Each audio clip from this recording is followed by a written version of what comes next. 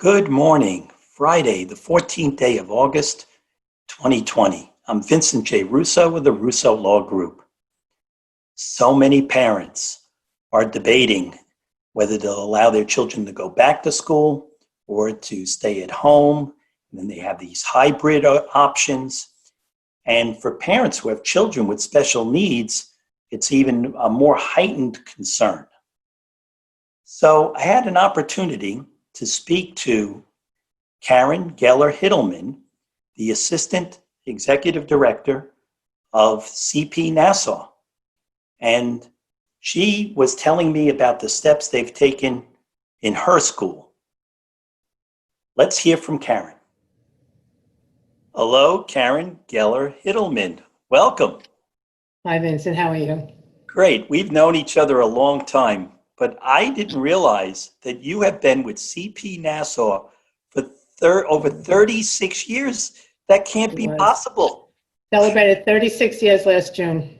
Wow, that's amazing. Yes, I was a baby when I started. You were a baby. And also, I know a lot about you, but I didn't know you have 13 grandchildren. Actually, 15. 15? Yeah. Wow. There was an update since last we spoke. You didn't have two more in the last couple of days, did you? Wow. So that's a growing clan. I think that we're done. All right. It's all good. It's all good. Everybody's healthy. That's what's most important. Yes. So many parents are stressed out about allowing their children to go back to school. And we were on the phone the other day and you said, well, we've been open now for a couple weeks. So talk to us about how it's going. Okay, so as you just said, we've opened up the school now. It's been 3 weeks, and we just opened up our adult program this past Monday. And right now, everything is going well. But I have to tell you that a lot of planning went into the opening. It didn't happen overnight. And we had the luxury of time to talk about what do we need to do, how do we need to plan, how do we make people safe, which is very different than what we've had experienced, because CP Nassau also runs residential programs. In the middle of the COVID virus in March, we got hit hard. Yeah. So we had a medical director, Dr. Michael DeAngelis, who's been wonderful and continues to be wonderful. And we were making decisions on a daily, every minute, every hour, or every day. And as Dr. DeAngelis frequently said, we were flying the plane as we were learning how to fly the plane. But the opening for the day programs in the school has been very different. We've had the luxury of researching best practices. We've been brainstorming with shareholders, and we wrote a very comprehensive, detailed safety plan. So talk to me about some of the the practical steps you've taken before you opened. Before we opened. So the first thing that we looked at was the building. What do we need to do to make the building safe? Right. So that became really clear, and I'm very pleased to say that we've been ahead of the curve. We have an I-Wave system that's been installed in our building, which is in the HVAC unit, heating AC. And that basically cleanses the air of the virus, germs, bacteria. So it's just good for your health overall. And we're hoping that it goes beyond the virus. The other thing is that we have UV units that clean the floor and mat tables, and they're disinfectant. And the best thing that we have purchased, I think, is a sanitizer spray that can spray everything from an entire room to a doorknob to the interior vans, bathrooms after they're used. They're very easy to use. It's just a gentle mist that goes over everything. So people feel safe about the environment that they're sitting in. So that must have cost a lot of money. So are you still accepting donations? Oh, well, of course, Vince. That was a rhetorical question, right?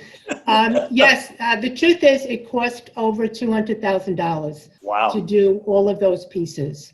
And families have been very generous. Donors have been very generous. Sure. We're still short. So yes, we can always, as Bob always said, Bob McGuire is our executive director, always says, if that check is still lying on your desk and you haven't put it in the mail, feel free to do so. Right. So yes, we are still, but it's had a phenomenal both psychological effect on staff and the families to know that their child is coming into a clean environment, and the very fact that the agency wanted to put themselves out there to do all of those enhancements. Right. So that was number one. So how did you bring in the students? So we brought in the students and the adults in a similar fashion. In the school, they call it cohorts. In the adult program, they call it clusters. But basically what it is X amount of students, and we can only have 50% capacity, but X amount of students and X amount of staff are with that one group. There's no deviation. So we're looking to decrease cross-contamination.